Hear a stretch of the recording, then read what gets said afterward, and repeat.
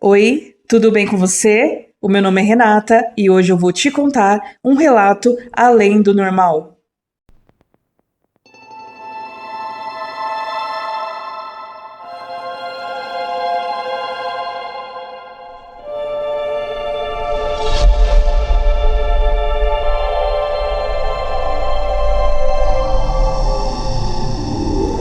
E se você gosta desse tipo de vídeo, já se inscreve no canal, deixa o like, compartilha o vídeo e se você tiver algum relato sobrenatural para me contar, é só mandar no e-mail que está aqui embaixo e esse mesmo e-mail está na descrição de todos os vídeos que eu conto aqui para vocês os relatos. O título do relato de hoje é O Preço do Tabuleiro. Vou contar uma história que aconteceu comigo no ano de 2007.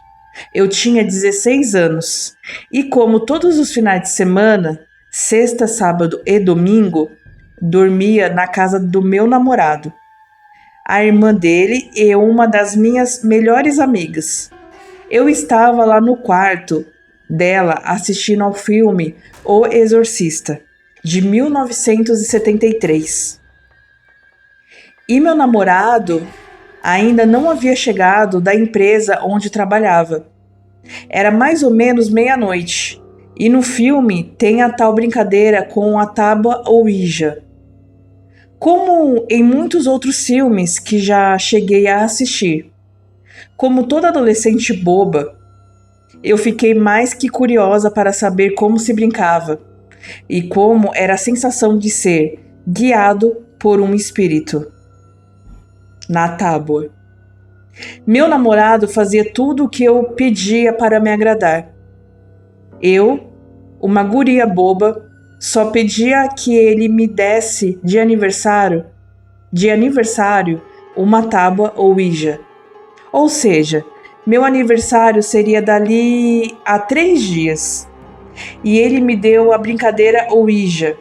A tia-avó dele era uma bruxa e a deu para ele porque disse que não queria mais. A festa do meu aniversário foi em minha própria residência. Começou às 16 horas e se estendeu até o outro dia. Como eu morava em um sítio no interior do Rio Grande do Sul, não havia problemas em fazer festas desse porte. Sem meus pais perceberem, pois são fortemente religiosos, ele me entregou a tábua em meu quarto. O meu sorriso estava de orelha a orelha, pois ia saber qual era a sensação de brincar com o Ouija. No quarto, trancado, estava meu amado, meus amigos e eu. Não muitos amigos, apenas 5.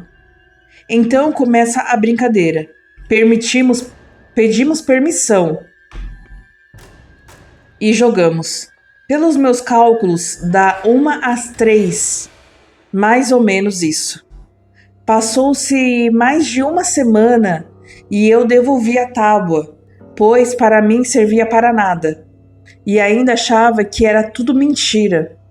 Mas, na noite daquele mesmo dia, já estava preparada para dormir em minha cama quando comecei a ouvir passos subindo a escada. Não eram passos normais, de pai, mãe, irmãos. Não, eram passos leves. Eram muito pesados e quando mais subia, mais forte ficava. Sozinha no quarto e debaixo da coberta, com tudo apagado, entrei em desespero e comecei a falar: pai? Pai? Mãe? Achando que seria eles. Mas essas palavras foram em vão. A porta se abria devagar e quando mais se abria, menos eu conseguia enxergar. Tudo foi ficando mais escuro e mais escuro.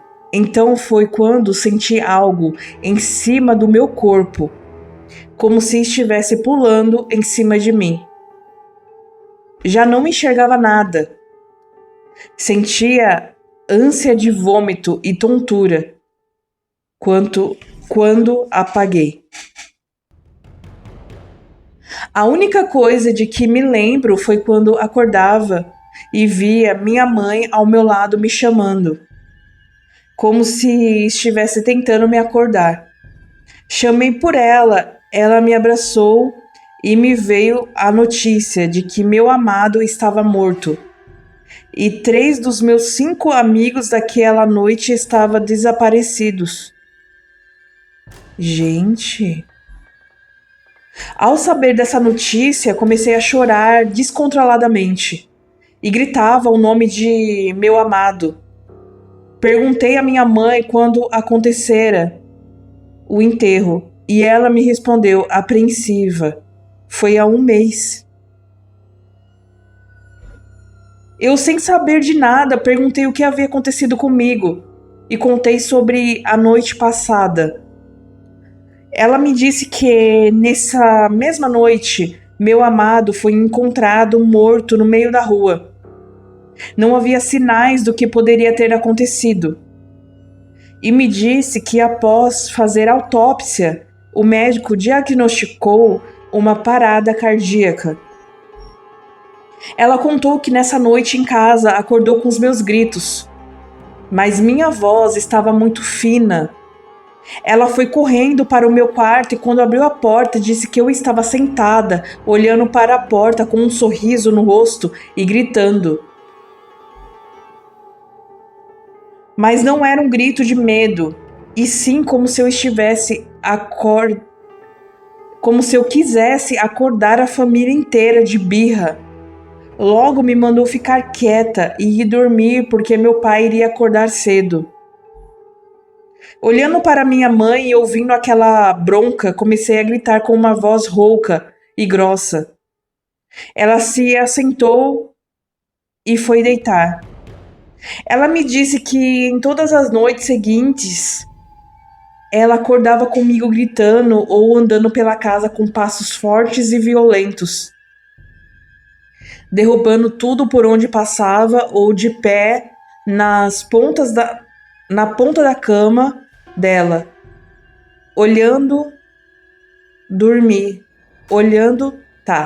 ou de pé na ponta da cama dela, olhando-a dormir, sempre com um sorriso de orelha a orelha no rosto. Quando ouvi todos esses relatos, comecei a chorar, com muito medo da sua reação.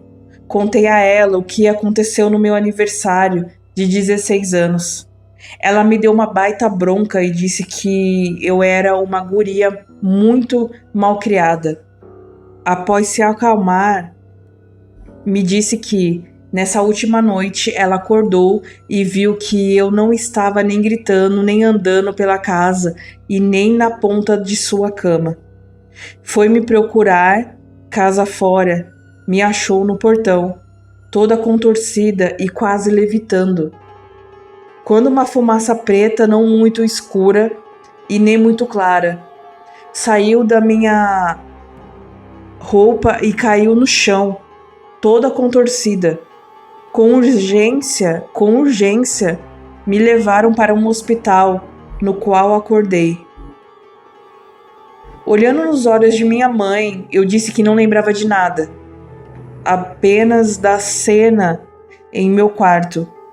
Ela por si disse que tirou uma conclusão, de que foi uma possessão. Alguns espíritos malignos que queriam me ensinar a não brincar com o que não se deve. Abaixei a cabeça com lágrimas nos olhos e pedi perdão. Não só a ela, como para todos também. Esse é meu relato. Muitas pessoas não acreditam, mas eu não preciso que acreditem, pois só minha família e eu sabemos o que passamos nesse mês. E hoje, aos 24 anos, com uma vida inteira pela frente, ando em uma cadeira de rodas por conta das sequelas. E o relato termina aqui. Eu acho que esse relato foi o relato mais possessivo e mais triste e realista que a gente teve aqui.